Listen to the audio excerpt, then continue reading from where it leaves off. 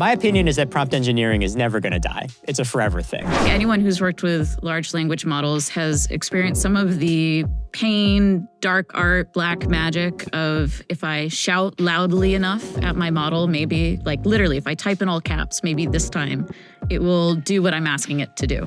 The creepy factor is big, but these robots are also pretty cool if you can get them to work. I would love to have one actually in my home, cleaning dishes and cooking. How many scientists are going to be out of a job in the next 10 to 15 years? I'm just looking forward to a world where we start using the word we when AI is actually starting to do something meaningful for us. All that and more on today's episode of Mixture of Experts.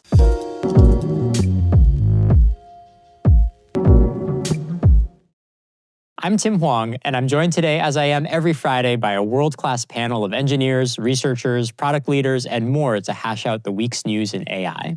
On the panel today, Kate Sohl is a program director of generative AI research, Shobit Varshney, a senior partner consulting on AI for US, Canada, and Latin America, and Kautar El Megraoui, principal research scientist, AI engineering, and AI Hardware Center.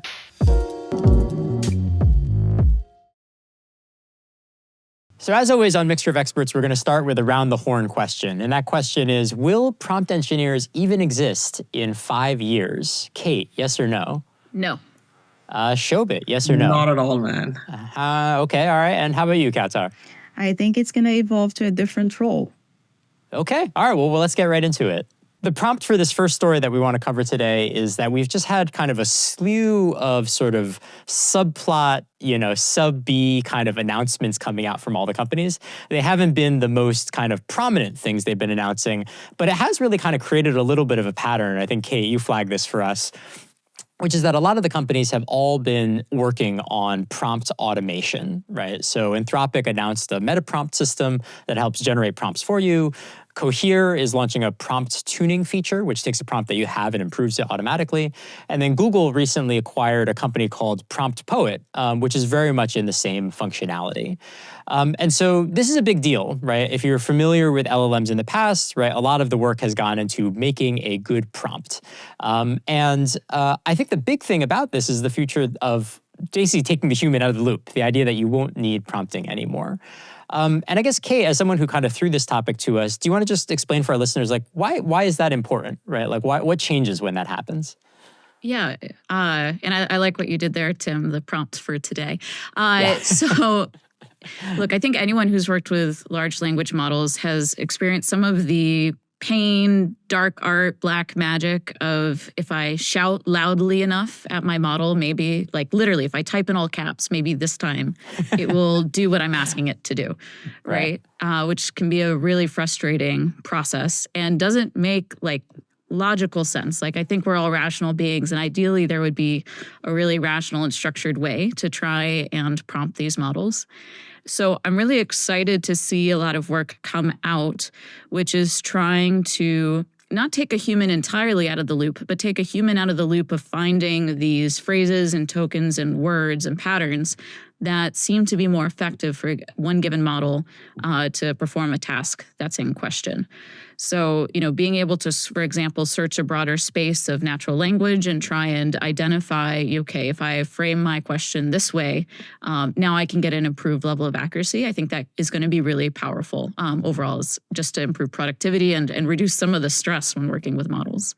Yeah, for sure. And now, Kautar, you said actually in your response is you agreed with everybody that kind of, well, maybe prompt engineering is kind of not long for this world, but you did say that you feel like the role will shift. Do you want to tell us a little bit more about what you're thinking there? Yeah, sure. So there has been a lot of recent developments in prompt engineering that is leading to significant changes, particularly in how prompt engineers interact with large language models like Kate mentioned.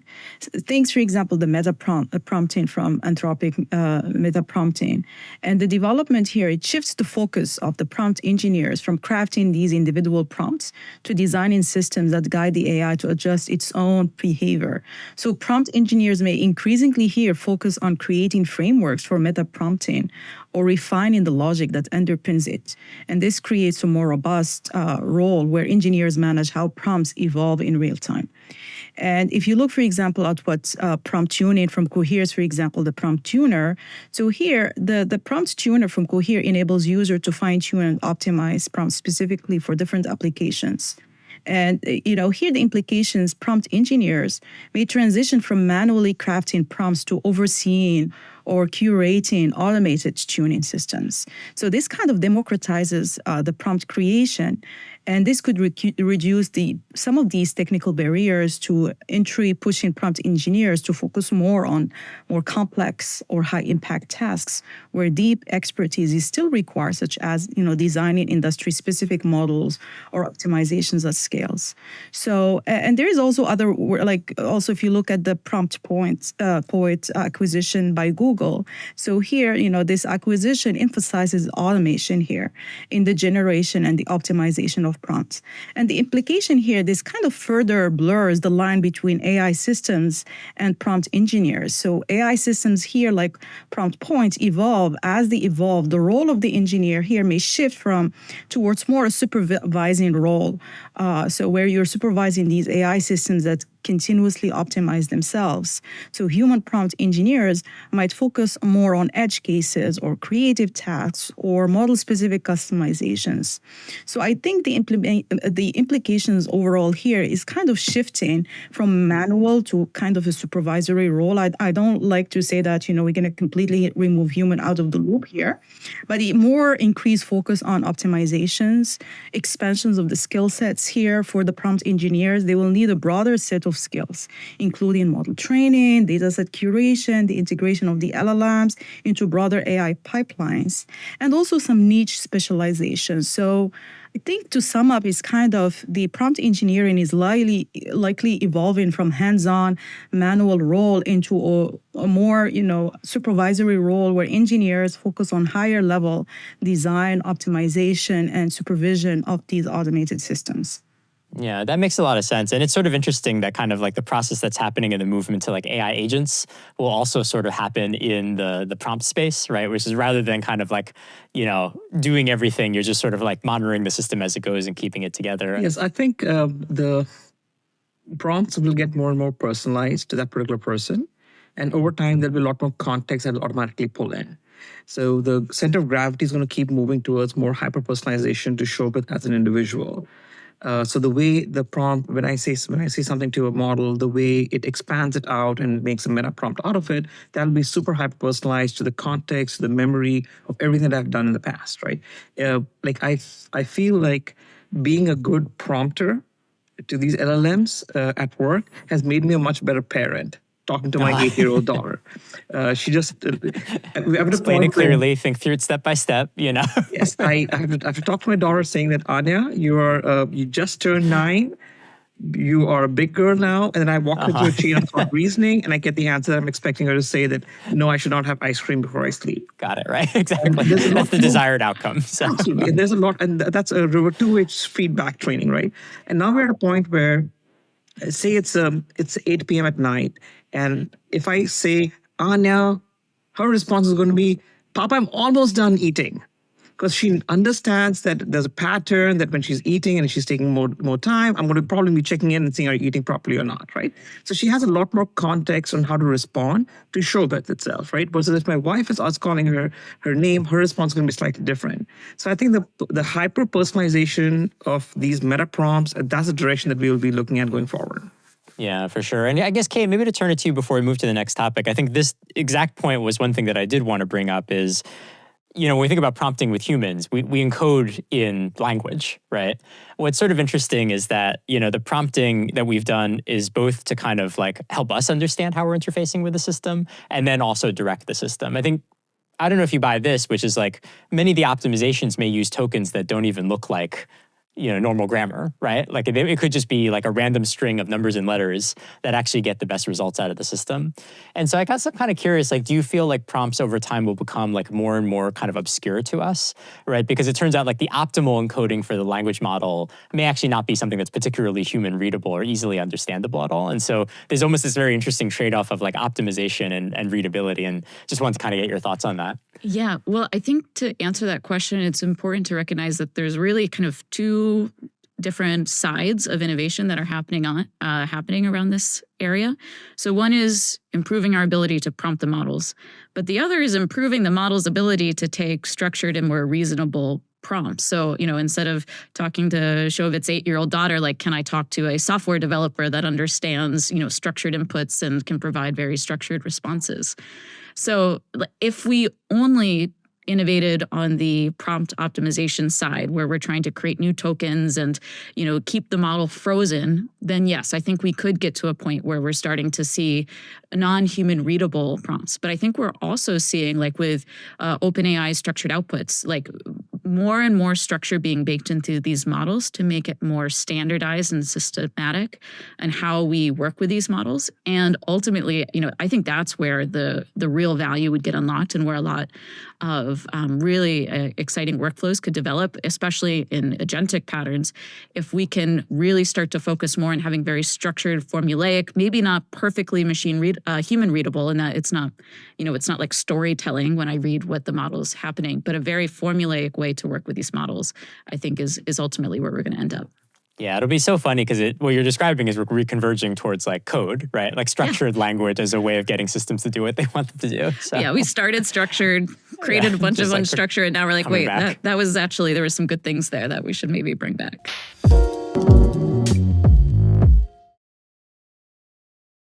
So I'm going to move us on to our next topic.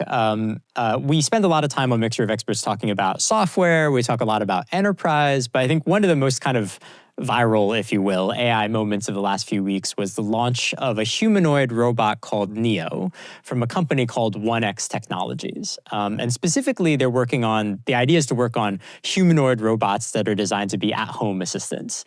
So, this demo, basically, if you've seen it, and if you haven't, it's worth kind of looking up on YouTube or whatever, is a humanoid robot helping out around the home, right? Cleaning dishes, helping to clean up, and otherwise kind of assist on tasks. Again, I kind of wanted to kind of ask the question, and I think it's always an important question to ask in the world of AI, which is, how much of this is going to be a reality? How much of this is like a really cool demo? And maybe most importantly, would you buy one for your own home? But we can address that at a certain point.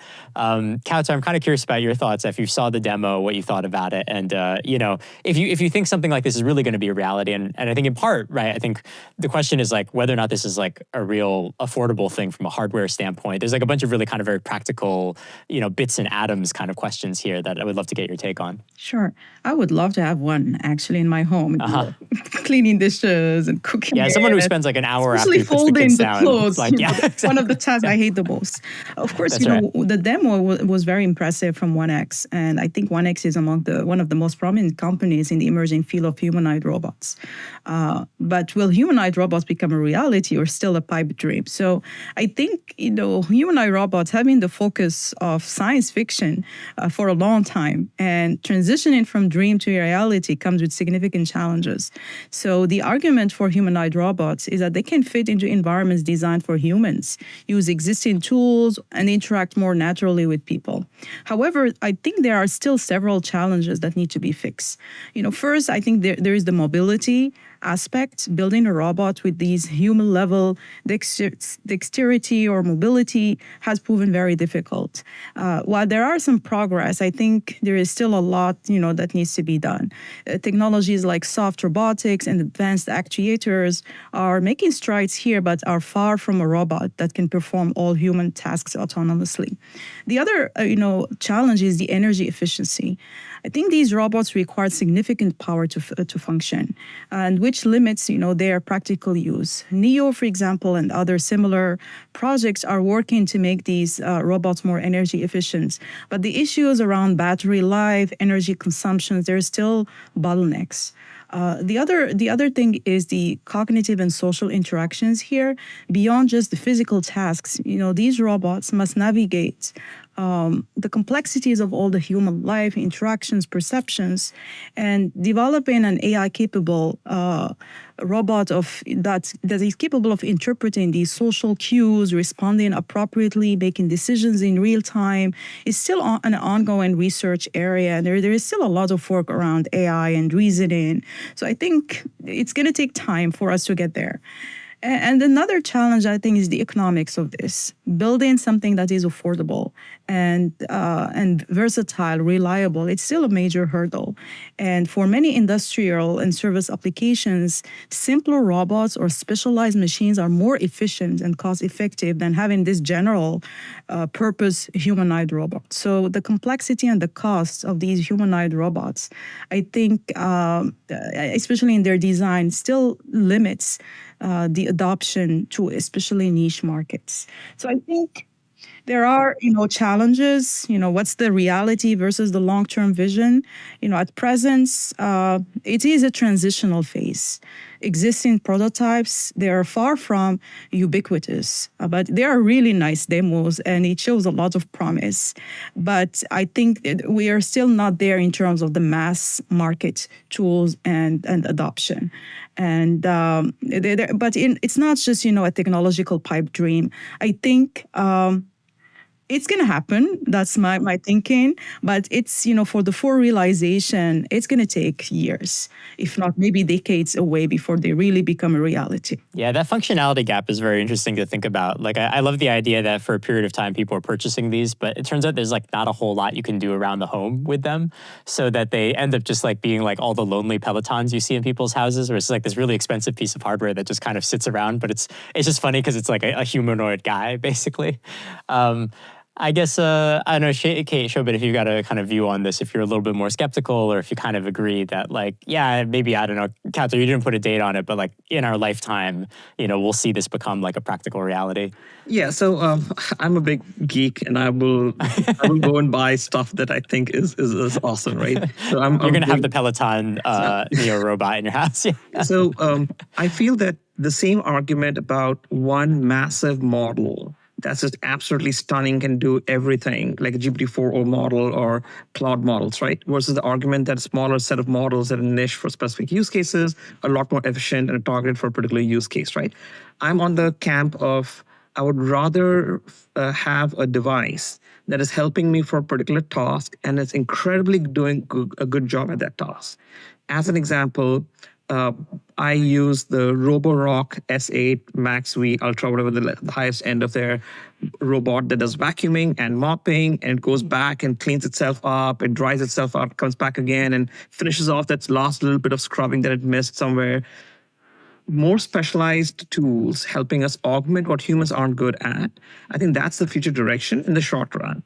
It'll take a while for us to get to something that solves for all the constraints that we just discussed before you get to a point where a humanoid replica of you can actually start doing things.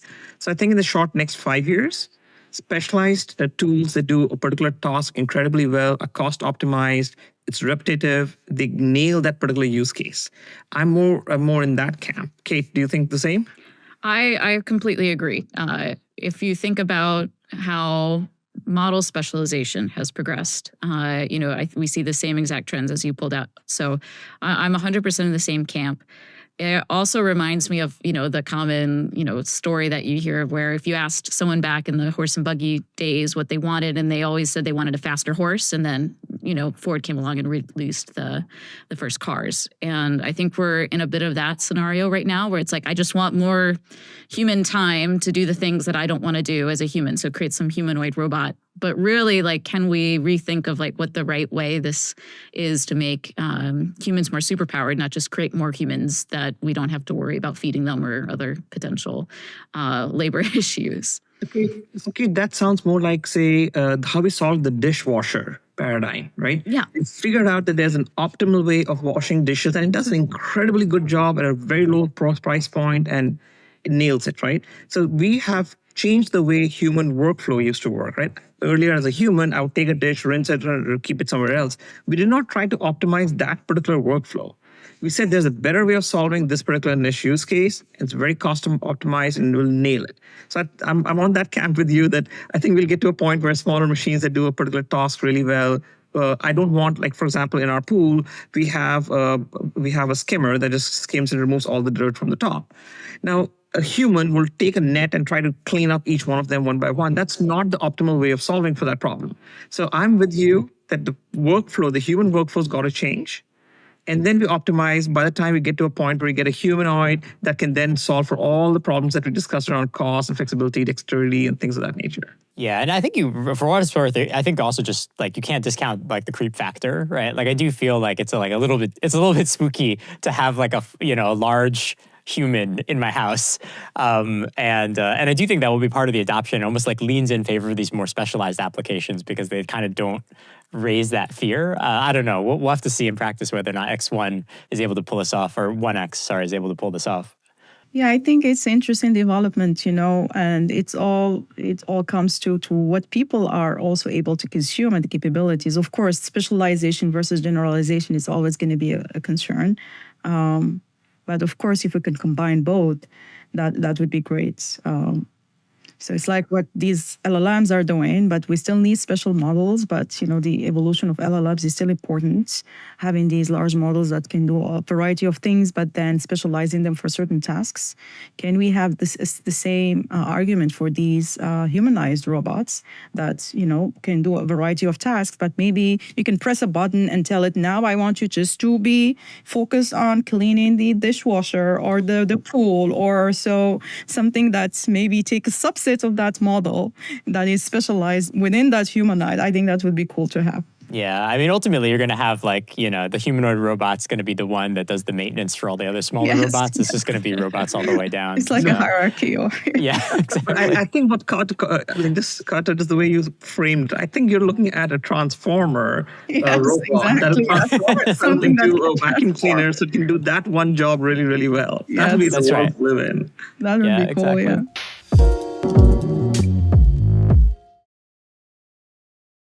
So I'm going to move us on to our next topic. So there's a fascinating paper that was shared by a friend of the pod, Kush Varshney, who, if you're a listener, has been a recurring guest on this show. And what I love about some of these papers in machine learning is that they pick the most dramatic name for their paper. And so the name of the paper is The AI Scientist, and has a long title about kind of towards, effectively using AI to automate end-to-end science.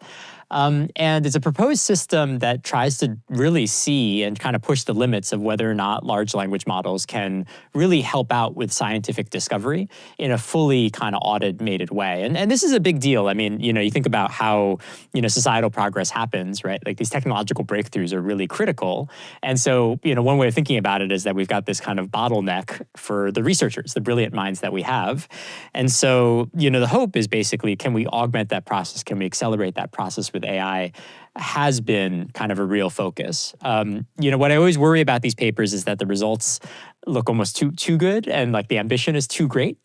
But I mean, Kauta, I know you looked at this paper in some detail. I'm curious if you're coming away with this feeling yeah, they've really kind of hit upon something here that really could be the kernel of something new, or if you feel ultimately, the way AI fits in science is going to look a little bit different from the way they're proposing here. Yeah, I enjoyed reading the paper. I think it really put forward a very nice way of, kind of thinking of this automated AI scientist, which made me also worry, what's going to happen to the scientists in the future. So it presents, this very nice framework where large language models generate research ideas, write code, run experiments, visualize results, and even write papers.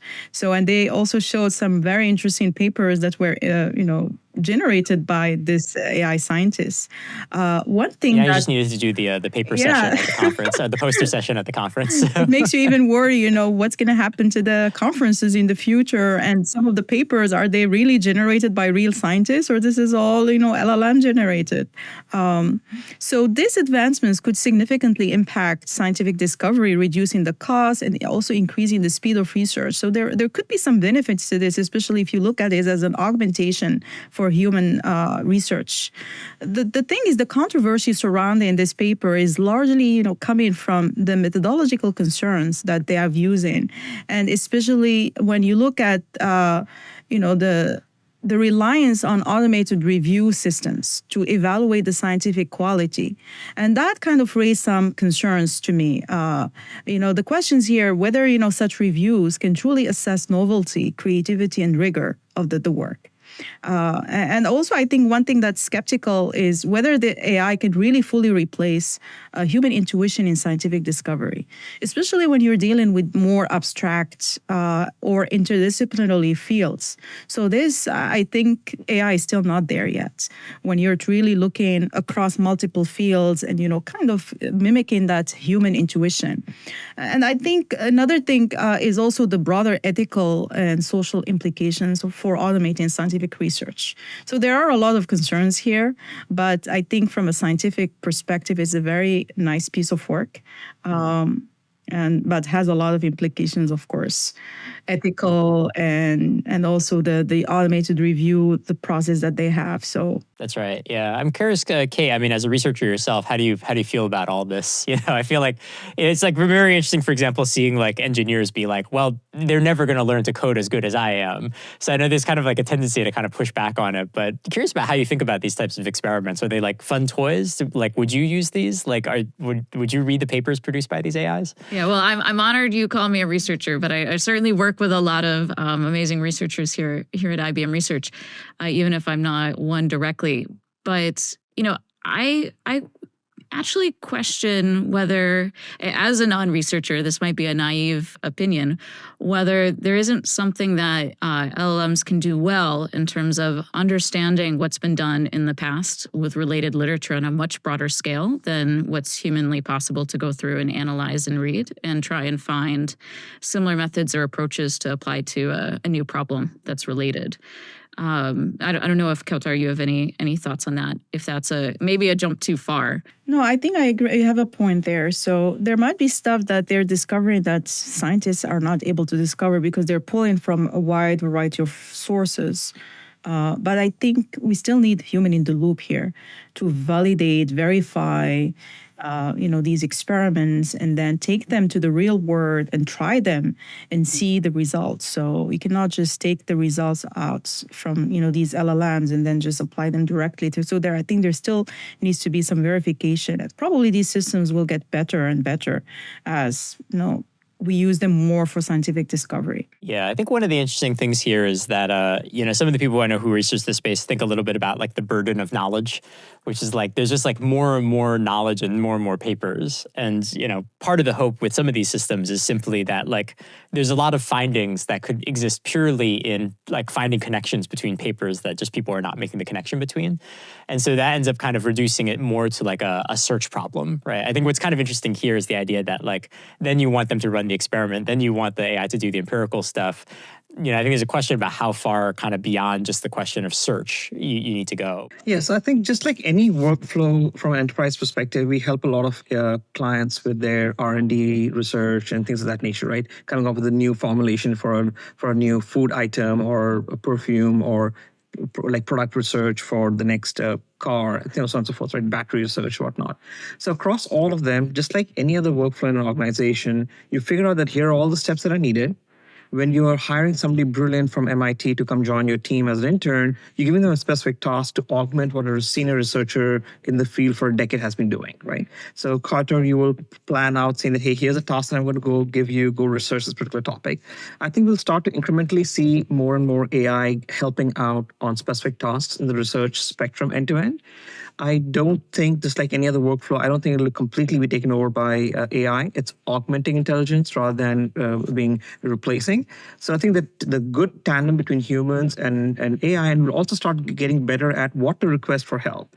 So for example, what you just mentioned, a knowledge graph across a whole bunch of different research papers to figure out if somebody overseas in a different country had some novel idea that you just didn't think about, right? So I think we'll get to a point where with this research, what I'm really interested in is a conference that we get to where each one of us would have our representatives as AI going and talking to each other, right? Just imagine if you have a collaboration between a team of researchers with their AI counterparts in Israel, talking to the same, like their counterparts in the US, and they're exchanging ideas, and you come up with a new theorem and say, hey, I think we came up with this new idea that we should do X. I'm just looking forward to a world where we start using the word we when AI is actually starting to do something meaningful for us.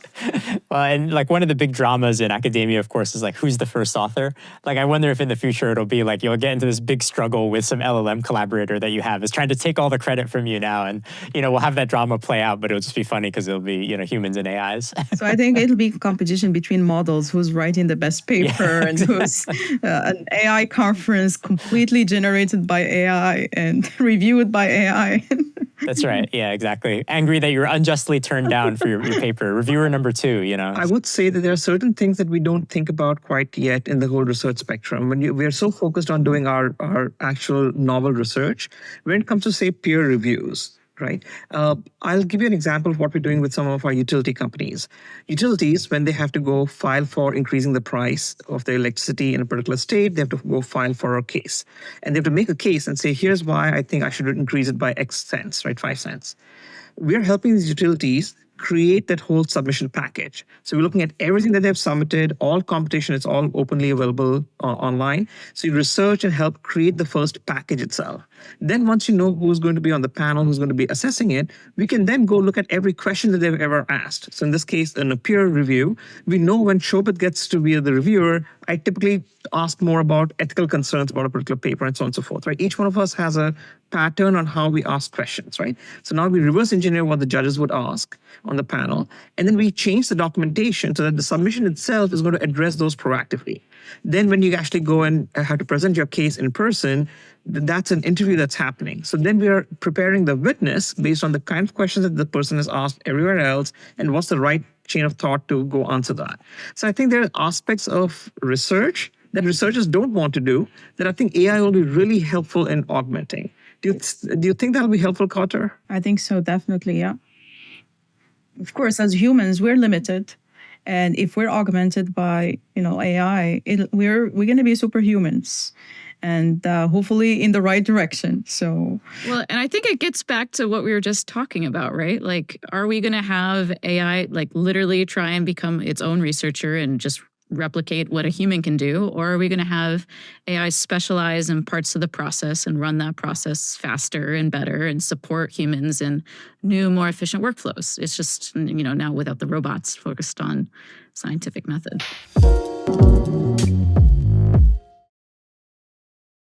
The news story of the week was that it was finally kind of rumored, a news story kind of came out, that OpenAI is going to be investing in trying to produce its own in-house chips to support its work. And part of this is its integration and collaboration with Apple, but more generally, this has been something they've been rumored about for some time, that now looks like it's now more in the realm of certainty, that they really are kind of investing this in a really, really big way. Kautsar, you're the most natural person to ask about this, but like, why would OpenAI want to do this? Like, semiconductors are like wildly expensive, very hard to pull off. My understanding is basically like, China, the whole country has been trying to like reproduce the Taiwanese semiconductor industry and like is only moderately successful at it.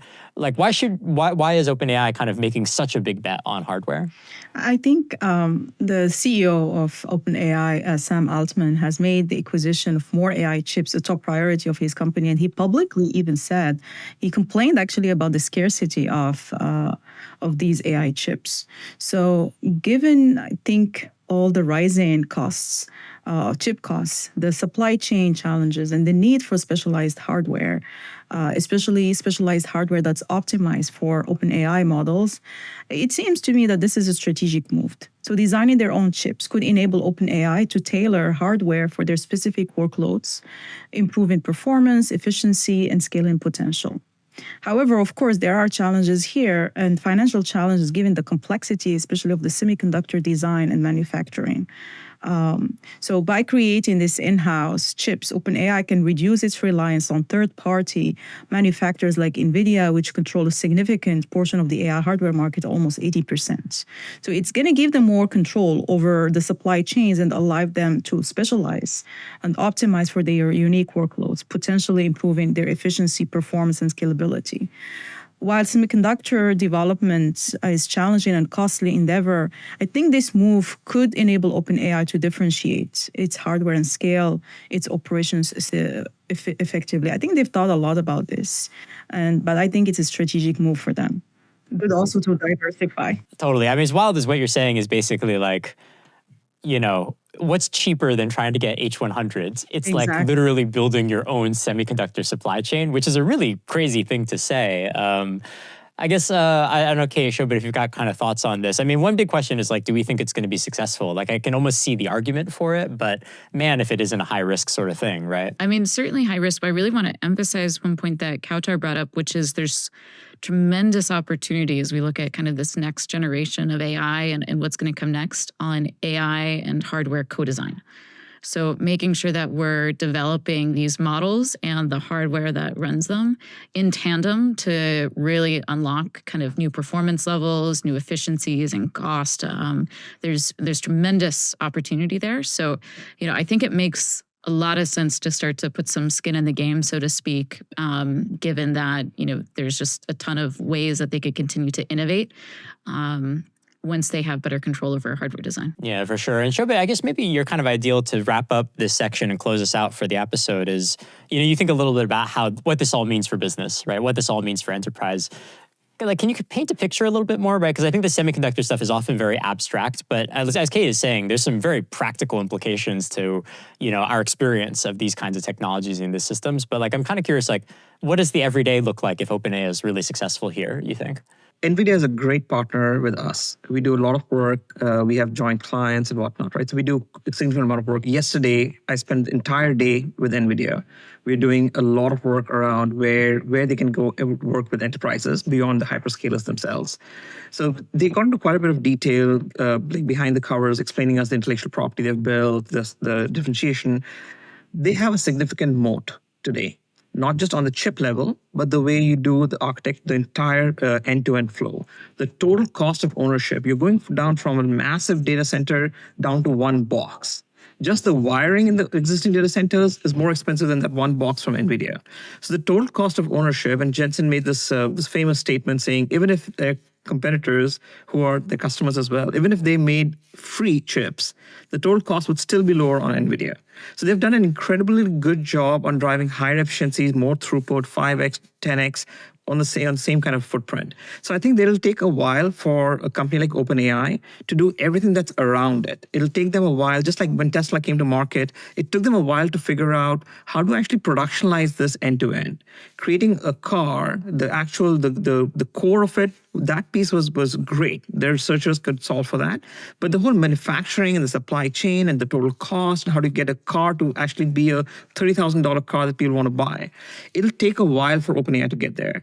And I think there's that, in my view, is going to distract them a little bit from their core business. They should, in my view, should be focusing more on how do we get to adding more intelligence, what Ilya just did with SSI, raising $1 billion, what Claude models are doing with more responsible AI and stuff. I think there's just still a lot more focus that's needed on solving that side of the problem for enterprises.